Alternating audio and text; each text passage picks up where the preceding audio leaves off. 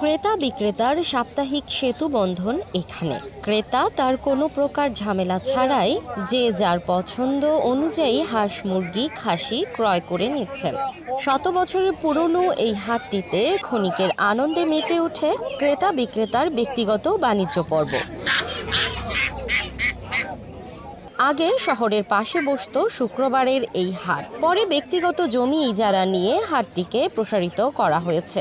শুক্রবার বিকেল বেলায় সেখানে হাঁস মুরগি কবুতর ছাগল খাসি ভেড়া সহ নানান গৃহপালিত প্রাণীর বিভিন্ন দামে বিক্রি করছেন বিক্রেতারা। 1500, 1200, 1000, রাজা 2000, 2500, দেশি হাঁস 500, 600, 400, দেশি মুরগি আছে, টার্কি মুরগ আছে, সোনালী মুরগ আছে।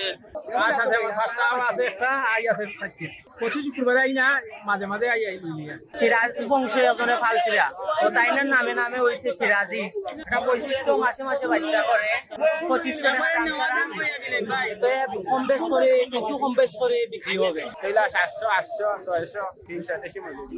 এক্সট্রিম মশার কয়েল প্ল্যান্ট ফাইবার দিয়ে তৈরি, ডেঙ্গু চিকুনগুনিয়া বাহি সহ যে কোনো মশার বিরুদ্ধে দেয় এক্সট্রিম সুরক্ষা। ঢাকা সিলেট আঞ্চলিক মহাসড়কের বিশেষ হাটটি বসে ভৈরবগঞ্জ বাজারে। ইতিমধ্যেই বেশ পরিচিতি পেয়েছে এই বাজারটি।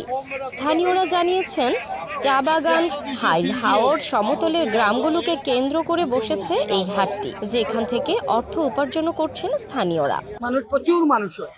এবার মনে করো আমরা মুরগগুলো আরে কাটিয়া ছুঁড়ে বানিয়ে দেই, এগুলোর রেট আমরা 20 টাকা রাখি।